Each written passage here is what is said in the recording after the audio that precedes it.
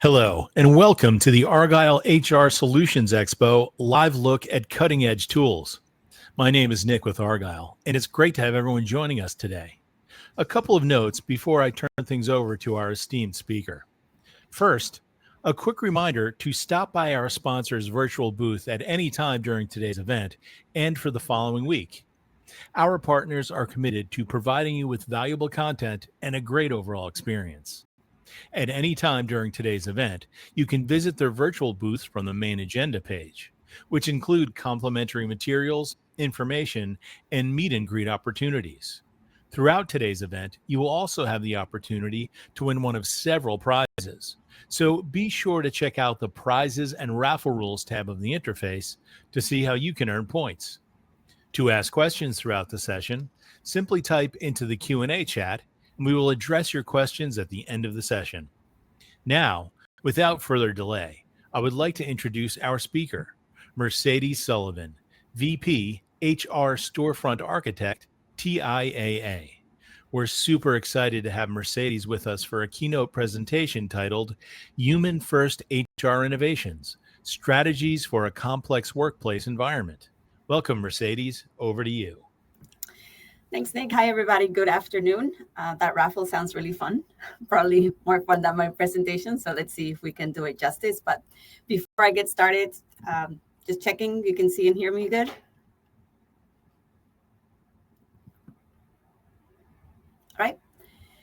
All right. So my name is Mercedes Sullivan. I am the head of the HR storefront, or the people team, as we call it at TIA Rev here. Essentially, what that means is that I am in charge of ensuring that all the products and services and the offer for HR is consumed properly, and our employees have a good experience in knowing where and how to get that information. But previously to this role, I spent 8 years at the PMO, where I ran our agile transformation and productization of HR, which is most of what I want to talk to you about today. I'm hoping it's an informal conversation and we'll have some questions and answers at the end. And through this presentation today, I hope to show you the things that we learned, where we won and where we absolutely didn't. And so hopefully that helps you along your own journey. So there's 3 things that we're going to touch on today. We're going to review what are we solving for, what was our transformation journey like, and I'm going to try to get as tactical as I can, and some of our lessons learned. So why are we here? As head of the PMO, I spent a lot of time figuring out how do we better organize to deliver the right value to the right people at the right time when everything is in constant change and there's so many stakeholders to keep track of and it's so complex and that's never ending. So we took a step back for a minute and figure out how can we do this? So what was our business problem? So as the head of the PMO, I was spending a lot of my time prioritizing projects. I served or enabled everybody that reported to the head of HR, so the COEs and the CHROs, for each of the lines of businesses. And every year was the same. Let's prioritize this big exercise that took forever, which we ended up with a list of a lot of projects that were difficult to prioritize. We couldn't test them iteratively, so we didn't know if they were well received or not till the end. We didn't really implement a lot of design thinking, meaning we thought that this is what our employees wanted and we deliver rather than asking them to help us design with them. And it was just slow. It took us a while to deliver the projects because they were so big and we relied on people from the different areas to help us come be part of that project. So with that, we saw an opportunity to think differently about how we organize or how we think so that we can do that more seamlessly and continuously. And especially so we were able to cut our losses and take other priorities that would come in so that we can focus quickly. A great example, you'll know of how it is COVID. If we have already prioritized list of things and that thing comes in, how do we stop and prioritize quickly without missing a bit and knowing what to do next? So after a lot of research and analysis and talking to a bunch of people, I came to the conclusion that there are two main things that we could try to help us in this journey. So one is a mindset shift, and the second is more practices of how to deliver. First, it was the mentality or the mind shift of going from projects to products, and we'll touch on that in a minute. And then the introduction of agile concepts in HR and how they apply to us. Now, let me caveat this by saying that if you're an agile purist, please don't hate me. I do not subscribe to following a methodology or a process to the T. So it was really more about taking that mindset and what other areas of the company or outside the company were doing and figuring out what we may learn from that and adapt to ourselves. So let's start with the mind shift from projects to products. What do I mean by that? A project is something really temporary that is defined by a beginning and an end. So, for example, we had a change in policy, and the salary ranges that just came to be. So we're like, okay, this is a project that we have to put in and out. It starts this date, and then when we deploy, that's it. We're good. Let's get a group of people to deploy that work, put it together. When it's live, and we'll go back to our desk jobs. Whereas a product is more of the mindset of end to end. We do the market research and identify what our associates in this case need, and we bring a solution to life that fits that. And then the product owner or the team that owns this product will be with that product end to end, the whole management and maintenance of it until we no longer needed that and decommission. So it sounds really simple, but it's a hard mind shift for HR to switch. But this is where we started. Now, when it came to agile concepts, we focused on these 6.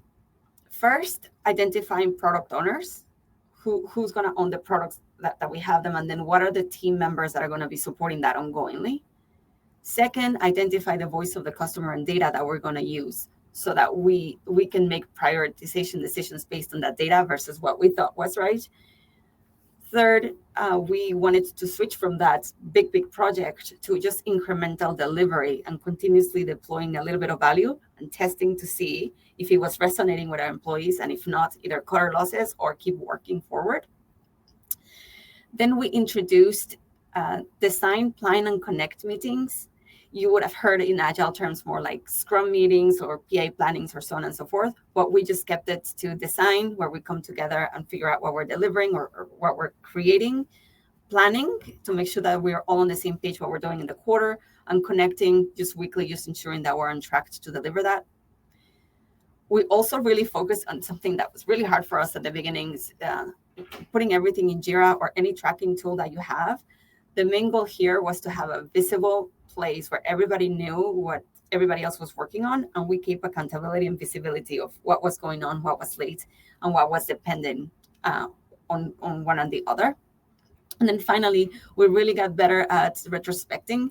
After each of our planning sessions, we would take the lessons learned and immediately put them on the next planning session. We'll test and iterate what was going on in that particular event. And that here looks really simple, but it was really hard to implement. But at the same time, very quickly, our team members got the hang of it and really were willing to change because they were part of that process in which they were bringing that lesson learned and implementing it themselves.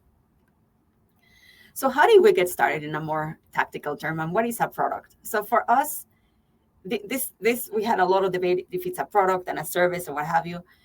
Just know that when I say product, it's because I'm borrowing from a product owner, but it could be a product or a service or what have you. And we determined that for us, we're going to have plan, attract, hire, onboard, develop, so on and so forth.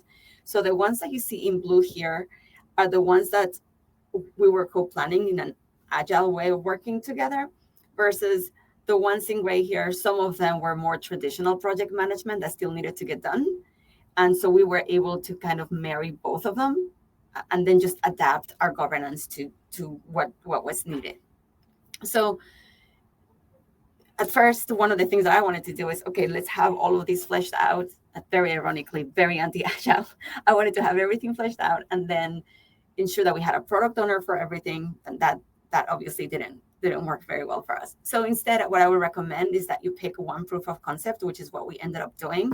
So within the develop product, we had a project or a strategic initiative called Skills of the Future, in which we were asked to ensure that we moved our company to a skills-based organization. So armed with that information, I talked to the product owner and say, hey, are you willing to learn how to do this differently? And this sounds like a really big problem that you're trying to solve or value that you need to add. Why don't we get a coach and do it this way and see what happens? She was really willing to do that, and this was our starting point. So if you are to do this journey, I highly recommend you start with one and use it as your blueprint. Learn, because everything in life that we do is a hypothesis. I thought this was going to work, but I wasn't sure. So this gave us the opportunity to do this without completely having to commit if we've done a big bang. So after we identified the product owner and the team members that were going to support her, we upskilled them, and then I hired an internal coach within my company to help us with this mindset. One of the things that we did have to work with a coach was around, hey, we want to do this agile, but not exactly. So help us, and we'll help you with our context so that we know what may work. So if you do hire a coach or somebody else, don't be shy of ensuring that you say, hey, I know this may work and this is the right way to do it, but for context, let's try this and meet people where they are. We then had our first design session in which we sat the group together and high level figure out what is it that we're trying to achieve, what are our outcomes, so we can start documenting some workflows and personas. This didn't have to be perfect or complete, but just enough to get us started for the next quarter or the next 2 quarters. From there, we set our first quarterly planning session. What happens in here is that the different groups come together. So in our case, we ensure that we have the product owner, which is on the HR side. We have legal, risk, compliance, technology, and other partners. So essentially everybody that needs to be involved in ensuring that we make a decision to go forward. And we determined as a starting point, what in a quarter can be done based on our longer term goals. And we broke down into little chunks so that we can start with our roadmap and backlog. And as I said earlier, we put this into Jira, not just for transparency, but this tracking tool also helped us understand and start measuring how many of these chunks of work and hours of work can we do in a quarter? Because as time went on, we can figure it out and actually start tracking how much capacity we truly had as a team. And we can better plan as we got better and better with more data.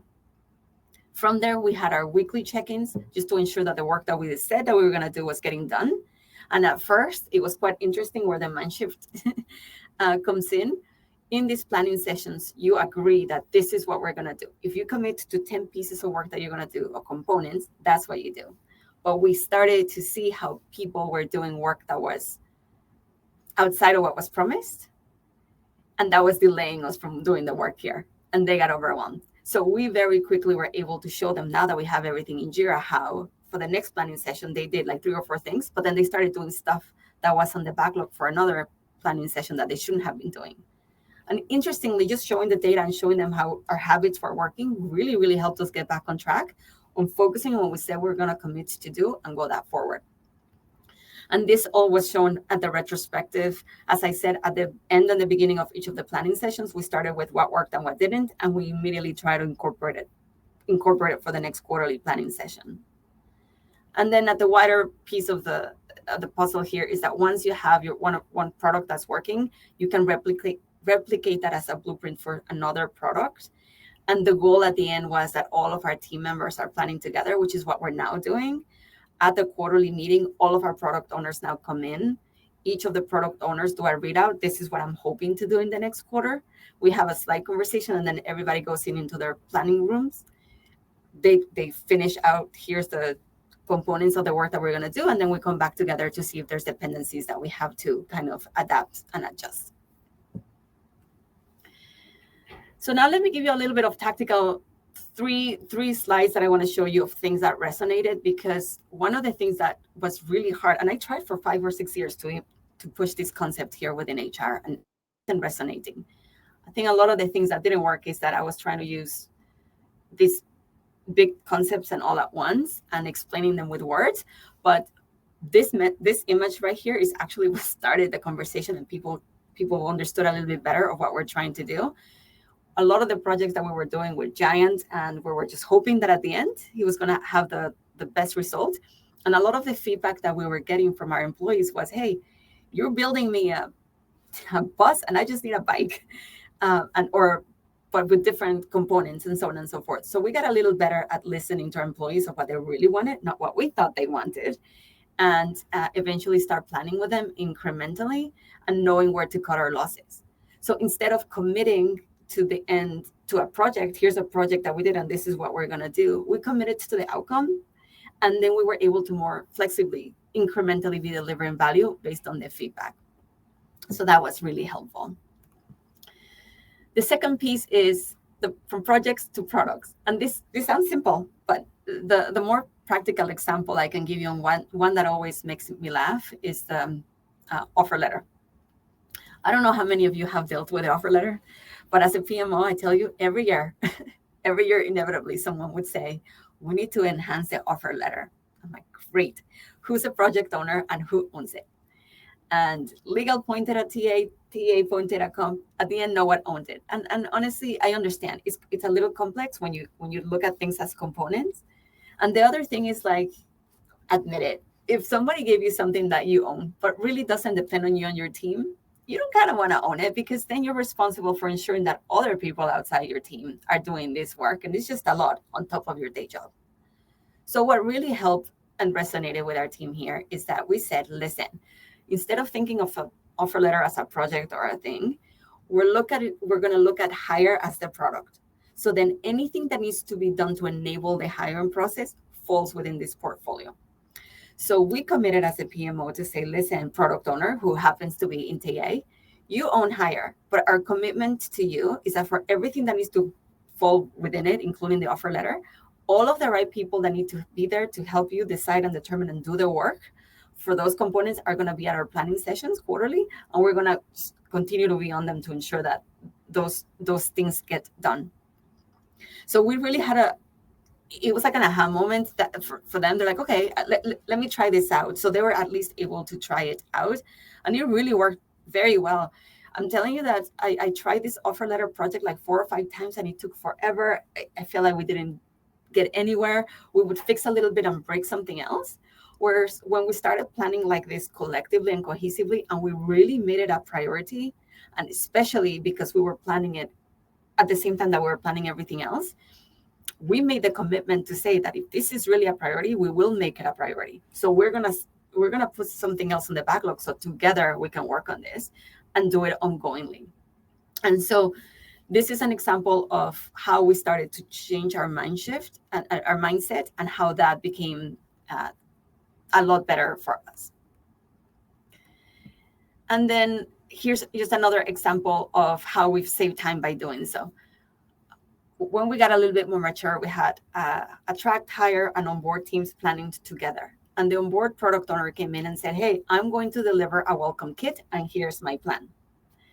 So luckily, within the meeting, we had compliance, comp, HRIT, and also PMO. And we were all able to ask him immediately a couple of questions. Hey, did you ensure that it was pretty clear that it's not going to be taxable? The PMO, I'm like, hey, do you even have money for this? What's going on?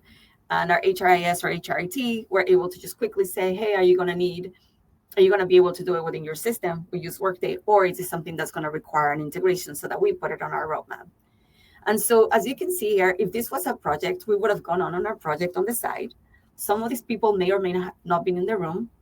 And then the product owner may have been ready to go live and then go back and have to talk to different people that were already in different meetings, talking to other people about different projects. In here, this was one component of many. So everybody can just ask the questions right there and then. And if there's work that needs to be done as a dependency, we can put it in our roadmap, so that if there's not enough capacity, something else comes out. Because in order to deliver that welcome kit, we need all of these components. And if it's a priority, other little smaller things need to come out, or other things get moved to the next quarter. So that was a really big win for us. So in the end, what was the biggest win? So for me, with my PMO hat, a couple of things, or 3 things specifically. One, I used to literally track my projects by Excel. And with the 13 leaders I was supporting, by the time I finished talking to the last one, so it was really, really hard. Instead, when we moved to Jira, we made other people accountable for putting in their work. And I was not physically doing this. I was just monitoring and doing more governance to ensure that everybody and the program managers or the team supporting, from my team supporting each of the products, ensure that this was tracked and organized accordingly. So not only this give us, it's much more scalable, but for business continuity and traceability, it's a much better thing to do, because I could leave today. I hope not, but if I left today, anybody else knows how to use Jira can just go and look at the information and nothing happens. It's right there. And then we have accountability and visibility and insights that we didn't have before. At the portfolio level, I only knew kind of the milestones and where we were doing with each of the projects. Here, because you start breaking down the work into little components, I can actually see at the task level what some of the people are doing and start measuring our productivity and other things. As I say here in the middle, I was only be able to say, hey, we have these projects and by quarter. And now I understood that at the more tactical level, and I could start seeing things like, hey, why do we have 50% of our projects in Q4 when that's also when we're doing compensation? And by breaking things into quarter deliveries and chunking it down incrementally, we were able to balance out things a little bit better, and I could see how we were doing. And at the end, the result was also very exciting because I went from 73 projects, and at one point, I think we had 114, which is crazy, to 4 big strategic projects, like big bang projects that need a traditional project manager, and the rest was just put into the roadmaps of the different products. And it's a much more efficient way to prioritize at the team level. And our leaders can now just come to us and say, here's the outcomes that we want you to see. You help us with the how. Then before, they would come to us, but here's a list of projects to deliver. One of the biggest things that I'm proud of for this team, though, is that when we started doing that and we can actually see habits of how we work, we realized that we doubled their speed to delivery. So for example, if before I was able to deliver like 4 or 5 features, or that's like chunks of work that we do in a quarter, we were able to do double now because we actually reduced the number of items that we had on our list, and we were able to focus. So actually we were much faster to deliver. So that was a big win for us. As we keep going forward, I really hope that we can start measuring things a little bit better and start including things like how much capacity do I leave for things that are more operational? So for example, it's one thing to enhance your process or you're going to change something in Workday to make a process better. So that's going to take me a quarter to make those changes versus if someone's coming in and this component of Workday is broken, you got to fix it immediately. How do we manage the time and capacity for people to know what to enhance versus what to BAU? Because it's all the same people doing the work at the end of the day. So how do we just manage the stuff that's enabling those products and enabling that value to be given to the associate? So yeah, to sum it up, let me just show you what worked and what didn't. Don't be me, don't be Big Bang and not learn from Agile and start small and incrementally and keep going. It took me 6 years to convince people until finally they gave up and they're like, okay, fine, go hire somebody. And what I did actually, I hired, as my team moved on to other roles that were project managers, I hired people that had 0 HR experience on purpose, but that were from different areas of my business. So they would understand how it was to consume HR products, and they had Agile background. So they helped me a lot with that change incrementally. Do not follow strictly a type of Agile, and that's my point of view. Other people disagree with me, but to me, what works always best is just to take some of the concepts, adapt them, and then take the heat when people tell you that you're not Agile. It's true, but we're doing a much better job and it's working for us. And then do not use the Agile words. I started with, let's educate everybody with what's a feature and a story, and we're going to be great, and we're going to sound so cool. And at the end, people were just confused, and we were missing the forest for the trees. We were really focused on what Agile is versus doing the work. So I recommend that you humanize it or just call it what it is as much as possible. So it worked. Speaking that POC with the skills to the future, as I mentioned, our product owner was phenomenal. If you pick one person that's willing to do it, people over process over technology, for me, pick the right people, pick the right team. And once other people started to see that it was working, the other product owners immediately wanted to get on the bandwagon. Pick a couple of practices and start from there. Incrementally get better. Slow and steady wins the race. Go slow to go fast. And then, as I said, simplify the technology instead of PA planning and then sync or what have you. It's a planning meeting, design meeting. Whatever works in your context, that's what I highly recommend that you do. And so, yeah, that's it. That's where we are in our journey right now. We have a lot of room to grow. but it's really been transformative. And now that AI is coming really fast, because we already have these teams formed and we already have these planning sessions, it doesn't matter what changes. We already have the infrastructure. As things come in, we can very quickly put things out of the planning for the quarter and put it in the backlog for the next quarter and prioritize ongoingly. Our next battle will be, how do we work with finance to fund something at the product level versus a yearly project or area. So we'll stay tuned for more. So if you have any advice for me later, connect with me on LinkedIn and we can keep going forward together. But for now, that's all I have. And I'll open it up for I guess, back to you, Nick, to see if there's any questions from the room. Great.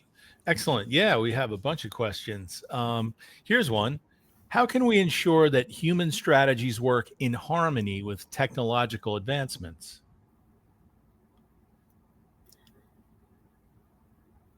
So to me, technology is never the product. Technology is always the enabler. So the more we have this technology, the more we have to look and think of the human.